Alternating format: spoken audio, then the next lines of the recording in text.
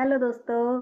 तो आज मैं कुरुक्षेत्र जिला लेके आई हूँ। जैसा कि आप लोगों को पता है, कल मैंने एक जिला और करवाया था। आप लोग उसको जाकर देख सकते हैं।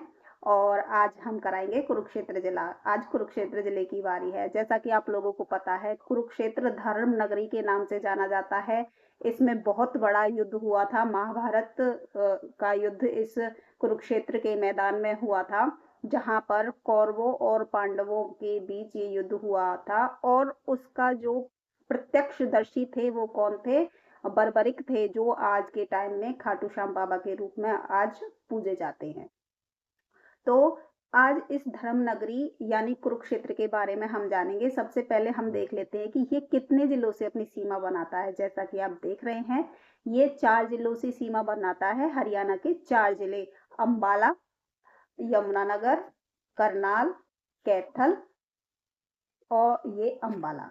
तो ये 4 ऐसे जिले हैं हरियाणा के जिनसे कुरुक्षेत्र अपनी सीमा साझा करता है। एक स्टेट पंजाब है जिससे ये अपनी सीमा लगाता है। पंजाब स्टेट जो अदर स्टेट है, हरियाणा से अलग है, जो उससे अपनी सीमा साझा करता है। 4 जिले हरियाणा के और एक अन्य स्टेट पंजाब, इनसे ये कुरुक्षेत्र अपनी सीमा बनाता है। इसको धर्म नगरी कहा गया है। इसमें बहुत सारे तीर्थ हैं घूमने के लिए, देखने के लिए। ये तीर्थों की नगरी इसको कहते हैं, कुरुक्षेत्र को। चलिए इसके बारे में थोड़ा सा आगे चल के जान लेते हैं। देखते हैं क्या कहता है हमारा कुरुक्षेत्र। इसकी स्थापना कब हुई और ये जिला कब बना, ये देखते हैं। जिले की स्थापना तो हुई थी 23 जनवरी 1973 को। कितने?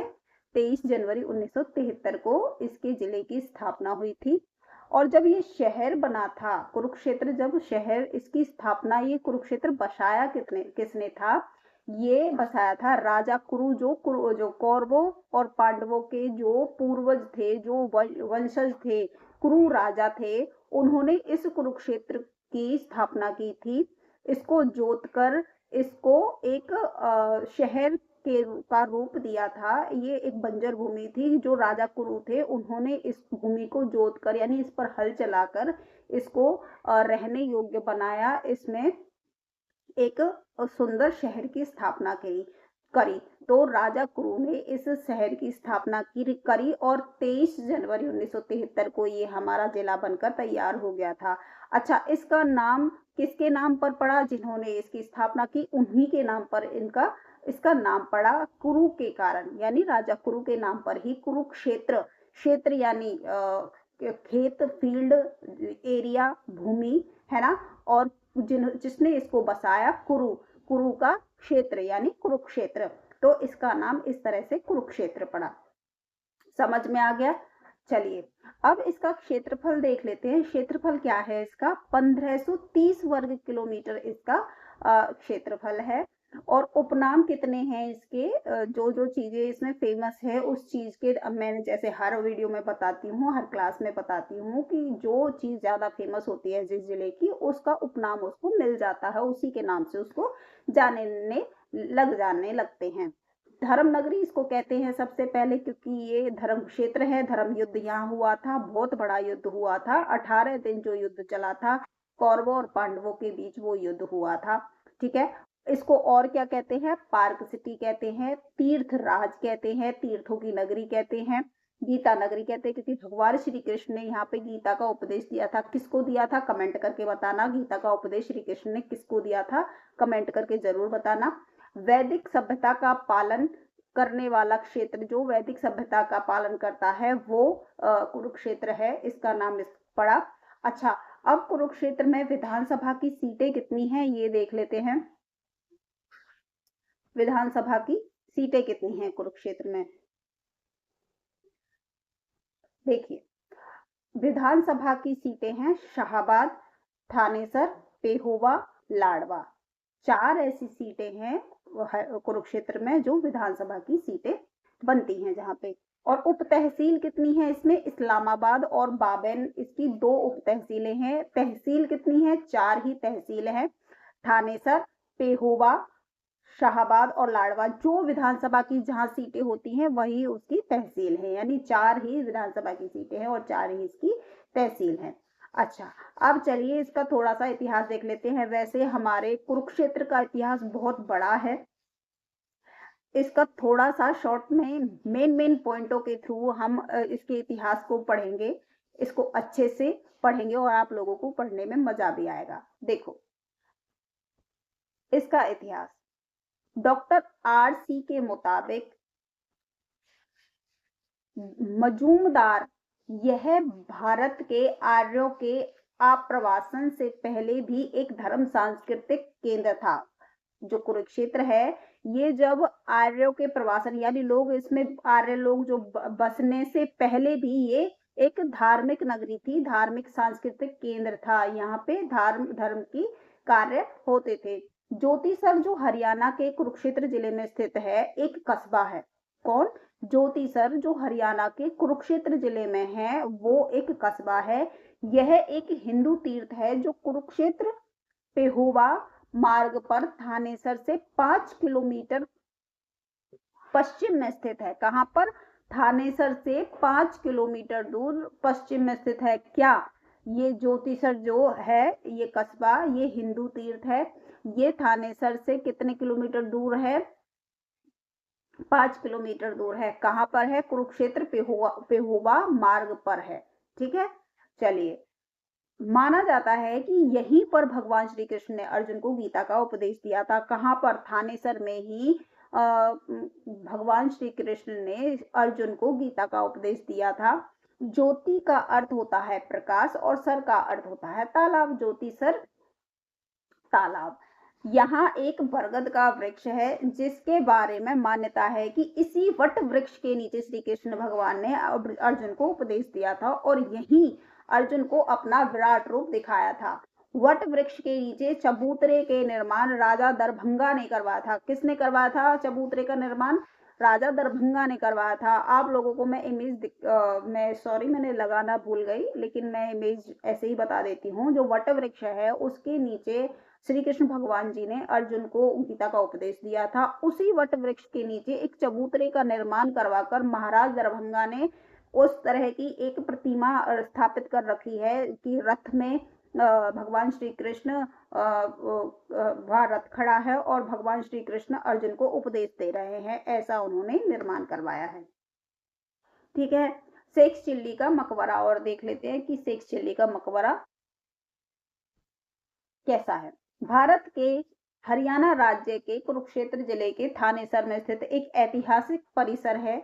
इसमें 2 मकबरे हैं, एक मदरसा है और मुगल उद्यान है और अन्य संबंधित संरचनाएं हैं। मुख्य मकबरा शेख चिल्ली को समर्पित है। जो मुख्य मकबरा है वो किसको समर्पित है? शेख चिल्ली का मकबरा है वो, जो एक सूफी संत और मुगल राजकुमार द्वारा शिकोह के आध्यात्मिक गुरु थे। इस परिसर में एक मस्जिद और एक पुरातात्विक संग्रहालय भी है। इसे 1958 में राष्ट्रीय धरोहर सूची में शामिल किया गया था। किसको? जो मस्जिद और पुरातात्विक परिसर में एक जो मस्जिद और पुरातात्विक संग्रहालय भी शामिल हैं, जिसे संग्रहालय जिनको 1958 में राष्ट्रीय धरोहर के रूप में सूची में शामिल किया गया था। अब आ जाते हैं सन्निहित सरोवर के बारे में। देख लेते हैं कि ये सन्निहित सरोवर, अच्छा मैं आपको बता दूं, ये सारी क्लासेस ना मैं रिपीटेड दोबारा से करा रही हूँ क्योंकि अपडेट हो गई हैं कुछ चीजें हांसी जिला बनने के बाद। तो मैंने इनसे पहले भी सारी क्लासेस ये करवा रखी हैं शॉर्ट्स में। सन्निहित सरोवर सारे चीजें ये मैं करवा चुकी हूँ। बहुत पीछे की क्लासेस हैं, आप जाकर देख लेना। मैंने हरियाणा जीके के नाम से पीडीएफ प्लेलिस्ट बना रखी है, आप लोग जाकर बेशक से देख सकते हो। मेरी सारी क्लासेस आपको वहां पे मिल जाएगी, चैनल पर विजिट करोगे तो आप। ठीक है, चलिए। इसके बाद हरियाणा के कुरुक्षेत्र में स्थित एक पवित्र सरोवर है, इसको सन्निहित सरोवर कहते हैं। यह कुरुक्षेत्र में कैथल मार्ग पर श्री कृष्ण संग्रहालय के पास स्थित है। कहां पर? श्री कृष्ण संग्रहालय के पास स्थित है। कहा जाता है कि यहाँ पर महाभारत युद्ध के बाद पांडवों ने सभी दिवंगतों की मुक्ति के लिए पिंडदान किया था। क्या किया था? सभी जो महाभारत के युद्ध के बाद जो लोग मर गए थे, जिन्होंने शरीर छोड़ दिया था, उनका पिंडदान इन्होंने यहाँ पे आके किया था। सन्निहित सरोवर के बारे में मान्यता है कि यहीं 7 सरस्वती नदियां मिलती हैं। इस सरोवर के जल में अमावस्या को स्नान करना पुण्यकारी माना जाता है। सन्निहित सरोवर में भगवान विष्णु, माता लक्ष्मी का वास माना जाता है और ऐसी मान्यता है कि इस नदी में स्नान में भटकती आत्माओं से शांति मिल जाती है। जब इस सरोवर में हम स्नान करते हैं तो जो भूत प्रेत वगैरह है वो भी हमारे ऊपर से टल जाते हैं। उसके बाद आ जाते हैं तिरुपति वेंकटेश्वर मंदिर। सॉरी, यह मंदिर भगवान विष्णु के एक रूप भगवान वेंकटेश्वर को समर्पित है, जिसके बारे में माना जाता है कि वे मानव जाति को कलयुगी का परीक्षाओं और परेशानियों से बचाने के लिए पृथ्वी पर प्रकट हुए थे। जो भगवान विष्णु हैं वेंकटेश्वर रूप में इसलिए धरती पर आए थे कि वो जो मानव जाति है उनको कलयुग की परीक्षाओं और परेशानियों से बचाना उनका ये उद्देश्य था। इसीलिए इस स्थान का नाम कलयुग वैंकुट भी पड़ा है। क्या पड़ा है? कलयुग वैंकुट भी पड़ा है। और यहाँ के देवता को कलयुग प्रत्यक्ष दैवम कहा जाता है। वेंकटेश्वर को कई अन्य नामों से जाना जाता है, बालाजी, गोविंदा और श्रीनिवास। बालाजी, गोविंदा और श्रीनिवास के नाम से वेंकटेश्वर भगवान जी को और इन 3 नामों से जाना जाता है। मंदिर तिरुमला तिरुपति देवस्थानम टीटीडी द्वारा चलाया जाता है, जो आंध्र प्रदेश सरकार के नियंत्रण में है। टीटीडी के प्रमुख नियुक्ति आंध्र प्रदेश सरकार द्वारा की जाती है। किसके द्वारा की जाती है? आंध्र प्रदेश सरकार द्वारा टीटीडी के प्रमुख की नियुक्ति की जाती है। अच्छा, अब आ जाते हैं स्थानेश्वर महादेव मंदिर। जो स्थानेश्वर महादेव मंदिर है हरियाणा के कुरुक्षेत्र जिले के थानेसर शहर के स्थित एक प्राचीन हिंदू मंदिर है। यह मंदिर भगवान शिव को समर्पित है। यहाँ भगवान शिव की पूजा होती है। मंदिर के सामने एक छोटा कुंड स्थित है, जिसके बारे में प्रामाणिक संदर्भ के अनुसार यह माना जाता है कि इसकी कुछ बूंदों से राजा बाण की कुष्ठ रोग ठीक हो गई थी। ठीक है, इस की कुछ बूंदों से राजा बाण की कुष्ठ रोग ठीक हो गया था। कहते हैं कि भगवान शिव की शिवलिंग के रूप में पहली बार पूजा इसी स्थान पर हुई थी। स्थानु शब्द का अर्थ होता है शिव का निवास। क्या होता है? स्थानु शब्द का अर्थ होता है शिव का निवास। इसी शहर को सम्राट हर्षवर्धन के राज्यकाल में राजधानी का गौरव मिला, जिसके साथ साथ इसका नाम बिगड़कर अपभ्रंश रूप में थानेसर हो गया। हम कहते हैं ना बार बार किसी नाम को बहुत पुराने टाइम से चलता आ रहा है, तो वो कोई कुछ कहता है, कोई कुछ कहता है, तो वो बदल बदल कर कुछ और ही उसका रूप बन जाता है। तो ऐसे ही अपभ्रंश रूप में थानेसर हो गया इसका नाम। ठीक है। अच्छा, अब बिड़ला मंदिर के बारे में जान लेते हैं।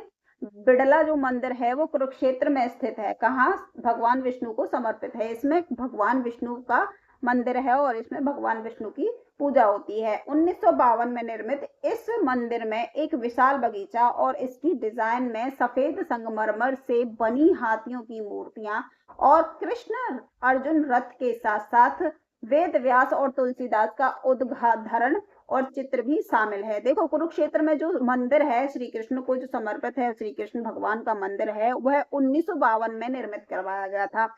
इस मंदिर में क्या क्या है? एक विशाल बगीचा है और इसकी डिजाइन संगमरमर के सफेद पत्थर से की गई है। इसमें हाथियों की मूर्ति बनी हुई है। श्री कृष्ण अर्जुन के रथ के साथ साथ, यानी जो भगवान श्री कृष्ण अर्जुन को गीता का ज्ञान दे रहे हैं, उसकी प्रतिमा के साथ साथ वेद व्यास तुलसीदास के उद्धरण के चित्र भी बने हुए हैं। ठीक है। नाभा हाउस क्या है? ये नाभा हाउस क्या है? नाभा हाउस एक भव्य इमारत है जिसका प्रयोग नाभा के शाही परिवार द्वारा कुरुक्षेत्र में शामिल कार्यक्रमों के दौरान निवास के रूप में किया जाता था। मतलब यहाँ पर जो कुरुक्षेत्र के धार्मिक कार्यक्रम होते थे, वहां निवास करने के लिए यानी रुकने के लिए जनता वहां पर इसका नाभा हाउस का प्रयोग करती थी।